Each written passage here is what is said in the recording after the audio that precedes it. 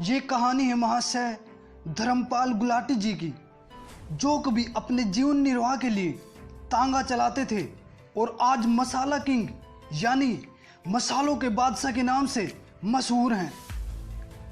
आज इनके बनाए एमडीएच मसाले हर घर की रसोई में यूज होते हैं। महाशय धर्मपाल गुलाटी जी का जन्म 27 मार्च 1923 को सियालकोट में एक सामान्य परिवार में हुआ था। इनके पिता महाशय चुन्नीलाल और माता चंदन देवी दोनों ही धार्मिक प्रवृत्ति के थे। वे दोनों आर्य समाज के अनुयायी थे। धर्मपाल का बचपन सियालकोट में बीता, जहां उनके पिता की मिर्च मसालों की दुकान थी, जिसका नाम था महाशय दी हट्टी। धर्मपाल का मन पढ़ाई में नहीं लगता था, इसीलिए 5वीं कक्षा में ही उन्होंने पढ़ाई से नाता तोड़ दिया और घर पर बैठ गए। बेटे की इस तरह पढ़ाई छोड़ देने से उनके पिता पहले तो बहुत दुखी हुए, लेकिन बाद में उन्होंने उसे कोई काम सिखाने की ठानी ताकि वो कम से कम अपने पैरों पर खड़ा हो सके। सबसे पहले उनके पिता ने उन्हें लकड़ी का काम सिखाने एक बढ़ई के पास भेजा। 8 महीने तक काम सीखने के बाद धर्मपाल ने वहां जाना बंद कर दिया।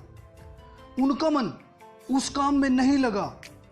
फिर उनके पिता ने उन्हें एक चावल की फैक्ट्री में काम पर लगा दिया। 15 वर्ष की आयु तक आते आते धर्मपाल कपड़ों से लेकर हार्डवेयर तक कई काम सीख चुका था, लेकिन वो किसी भी काम में टिक नहीं पाया। आखिरकार उनके पिता ने उन्हें अपनी मसालों की दुकान पर बैठा दिया। 18 वर्ष की आयु में धर्मपाल की शादी कर दी गई। सब कुछ सही चल रहा था कि 1947 में देश का विभाजन हो गया और सियालकोट पाकिस्तान का एक हिस्सा बन गया। देश विभाजन के बाद पाकिस्तान में दंगे भड़क उठे, जिनमें बहुत से हिंदुओं को जान से मार दिया गया। हिंदुओं के घरों व दुकानों को लूट लिया गया तथा उन पर बहुत अत्याचार किए गए। ऐसी स्थिति में वहां रह रहे हिंदुओं में असुरक्षा की भावना घर कर गई और उन्हें रातों रात पाकिस्तान छोड़कर भागना पड़ा। धर्मपाल भी सियालकोट छोड़कर भारत के लिए निकल पड़े। जिस ट्रेन से वो भारत आ रहे थे उसमें लाशें ही लाशें बिछी थी, लेकिन जैसे तैसे करके वो अमृतसर पहुंच ही गए। वहां एक दिन रुकने के बाद दूसरे दिन ट्रेन पकड़कर वो दिल्ली के करोल बाग में अपनी बहन के घर आ गए। दिल्ली आने के बाद धर्मपाल को फिर से शून्य से शुरुआत करनी पड़ी। उनके पास केवल 1500 रुपए की जमा पूंजी थी। उसमें से 650 रुपए का उन्होंने एक तांगा और एक घोड़ा खरीद लिया और तांगा चलाने लगे। वे दिल्ली स्टेशन से करोल बाग तक तांगा चलाते थे।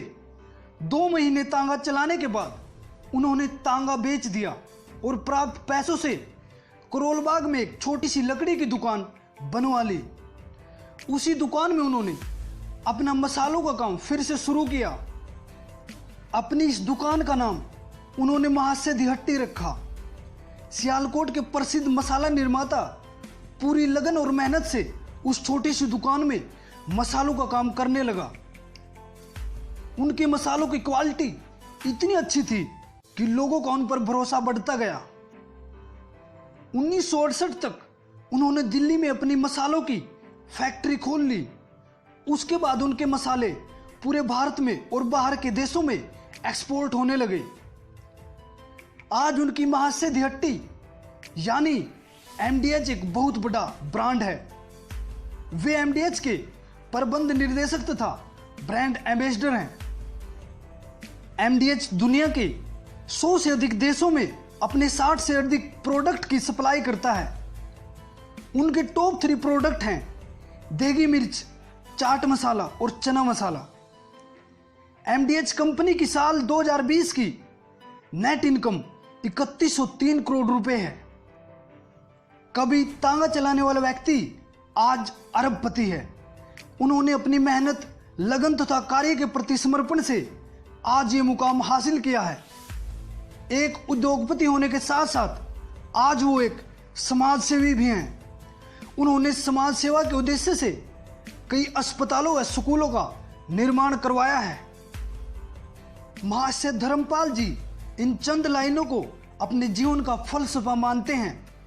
उनका कहना है, दुनिया को अपना सर्वश्रेष्ठ दो और सर्वश्रेष्ठ स्वयं आपके पास वापस आएगा। दोस्तों, इस कहानी से हमें शिक्षा मिलती है कि हमें जीवन में कभी भी गिव अप नहीं करना चाहिए और हर वो कार्य करना चाहिए जो हमें हमारी मंजिल तक लेकर जाता है। दोस्तों, अगर आपको ये वीडियो पसंद आए तो लाइक करें, कमेंट करें, शेयर करें और एट लास्ट चैनल को सब्सक्राइब करें। Thank you for watching.